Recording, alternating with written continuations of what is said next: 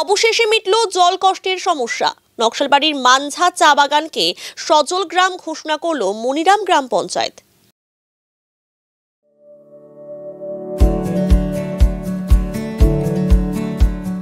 Pampered, not just a hospital, but a mother. Maniram গ্রাম পঞ্চায়েতের আধিকারিক ও জনস্বাস্থ্য ও কারিগরি দপ্তরের আধিকারিক সহ গ্রামবাসীদের নিয়ে সজল গ্রাম ঘোষণা করা হয়।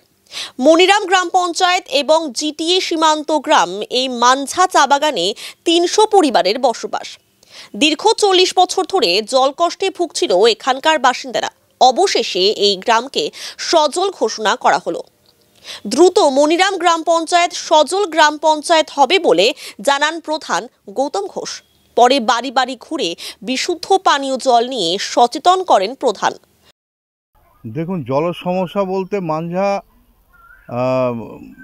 যেটা আমাদের মানঝা সংসদ, যেখানে আমরা আজকে দাঁড়িয়ে আছি, এটা মনিরাম অঞ্চলের শেষ প্রান্ত এবং এরপর থেকে আমাদের জিটিএ শুরু হয়। মনিরাম গ্রাম পঞ্চায়েতের বর্ডার এটা, এবং সব থেকে হাইল্যান্ড। এখানে জলের সমস্যা একটা দীর্ঘদিনের ছিল, বছরের পর বছর, আজকে 30-40 বছর ধরে এখানকার মানুষ যারা বাগানের ওয়ার্কাররা আছেন তারা এই সমস্যায় জর্জরিত ছিল। আমি 2015 সালেরও যখন আমরা নির্বাচনে আমরা জিতে আসি, আমি উপপ্রধান ছিলাম, তখনও আমরা মাক টিউবওয়েল এর মাধ্যমে এই জলের পরিষেবা দিয়ে চলেছিলাম কোনোভাবে। কিন্তু পরবর্তীতে যখন জনস্বাস্থ্য কারিগরি দপ্তর থেকে পিএইচির মাধ্যমে ঘর ঘর জল প্রকল্প চালু হলো এবং রাজ্যের মুখ্যমন্ত্রী তথা মমতা ব্যানার্জির নির্দেশ, প্রত্যেকটি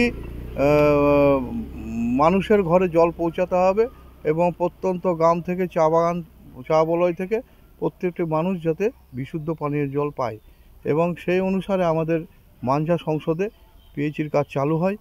এবং চালু হওয়ার পরে দীর্ঘ সময় কাজ চলার পরে আজকের দিনে দাঁড়িয়ে আমরা এখানে সাকসেস যে আমরা প্রত্যেকটি মানুষের ঘরে বিশুদ্ধ পানীয় জল আমাদের রাজ্যের মুখ্যমন্ত্রীর নির্দেশে আমরা এখানে পৌঁছাতে পেরেছি।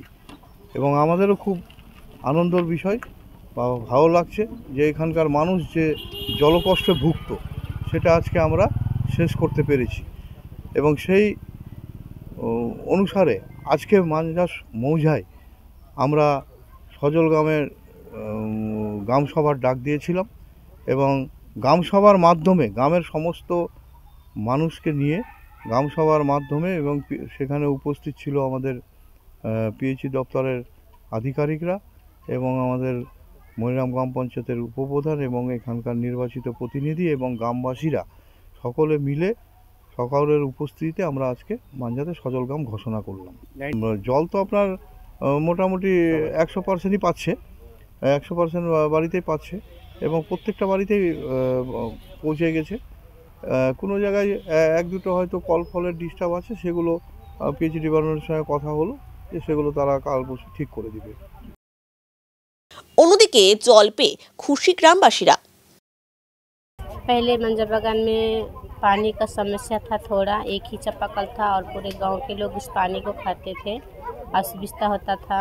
लेकिन अभी मंजर बागान में पानी दे के माने सुविधा हुआ है। अभी सभी चीज़ों में माने सुविधा होता है, खाने पीने के लिए भी सुरक्षित है। घर में पानी मिल रहा है, अभी सबके में ठीक है, टाइम टाइम से पानी मिल रहा है, पहले से बेहतर है। हाँ, प्रोफेशन को मैं धन्यवाद देना चाहती हूँ। मांझा चाय बागान समस्या था, अभी तो बहुत सुविधा हो गया। सजल धारा बांध के मिल रहा है अभी पानी घर घर में, सबका घर में। अभी खुश है सब लोग, टाइम से पानी मिलता है। आगे बहुत पहले तो बहुत समस्या था, कितना दूर दूर से पानी लेते थे, नादी से कहीं पुटुंग से भी लेके लाते थे। फिर अभी तो बहुत सुविधा हो गया। अभी तो बहुत अच्छा है, आगे तो पूरा दिक्कत था, एक ठू नाल था वहाँ तो पूरा भीड़ होता था। अभी तो पूरा हाँ कंपनी वाला वो टिपकल बोलता है उसका, हम लोग तो चापाकल बोलते हैं, तो पूरा एकदम पूरा भीड़ होता था। अभी तो पूरा सुविधा है। हम लोग का घर में थोड़ा निकल दिया है, पाप को नीचे कर दिया है, थोड़ा काम है ना, ऊपर नहीं गिरता है, एक ठो भी नीचे करने से गिरता है थोड़ा मोरा, बोला है। अभी सब ठीक है। बहुत सुविधा हुआ पानी हर घर ये में पानी है? हर घर में है, हर घर में है, कितना सुविधा हो? बहुत सुविधा है। यह पानी तो हम लोग का जीना पानी है ना, खाना रहो ना रहो, पानी होना चाहिए।